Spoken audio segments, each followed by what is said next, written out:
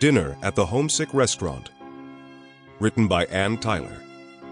Narrated by Suzanne Toren.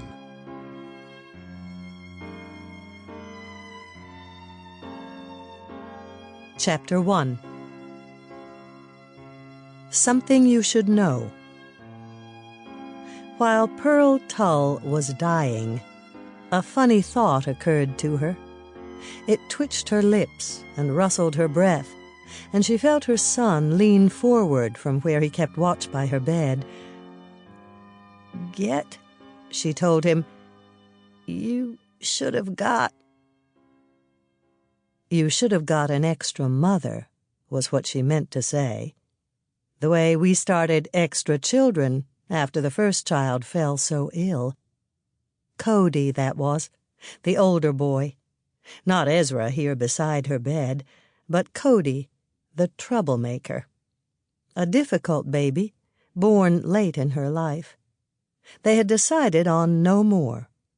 Then he developed croup. This was in 1931, when croup was something serious. She'd been frantic.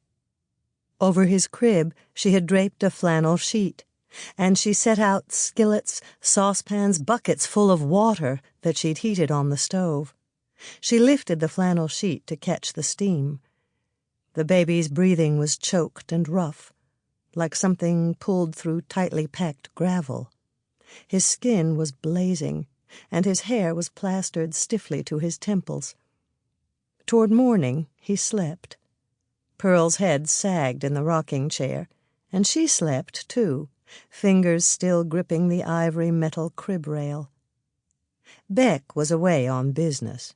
Came home when the worst was over, Cody toddling around again with nothing more than a runny nose and a loose, unalarming cough that Beck didn't even notice. "I want more children," Pearl told him. He acted surprised, though pleased. He reminded her that she hadn't felt she could face another delivery. "But I want some extra," she said, for it had struck her during the croup, if Cody died, what would she have left? This little rented house, fixed up so carefully and pathetically, the nursery with its Mother Goose theme, and Beck, of course, but he was so busy with the Tanner Corporation, away from home more often than not, and even when home always fuming over business, who was on the rise and who was on the skids, who had spread damaging rumors behind his back, what chance he had of being let go now that times were so hard. "I don't know why I thought just one little boy would suffice," said Pearl. But it wasn't as simple as she had supposed.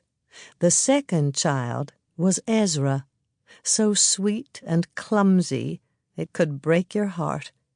She was more endangered than ever. It would have been best to stop at Cody. She still hadn't learned, though. After Ezra came Jenny, the girl. Such fun to dress, to fix her hair in different styles. Girls were a kind of luxury, Pearl felt. But she couldn't give Jenny up either. What she had now was not one loss to fear, but 3. Still, she thought, it had seemed a good idea once upon a time. Spare children, like spare tires, or those extra lisle stockings they used to package free with each pair. "You should have arranged for a second-string mother, Ezra," she said, or she meant to say. "How short-sighted of you." But evidently she failed to form the words, for she heard him sit back again without comment and turn a page of his magazine. She had not seen Ezra clearly since the spring of '75, 4.5 years ago, when she first started losing her vision. She'd had a little trouble with blurring. She went to the doctor for glasses. It was arteries, he told her. Something to do with her arteries. She was 81 years old after. Sample complete. Ready to continue?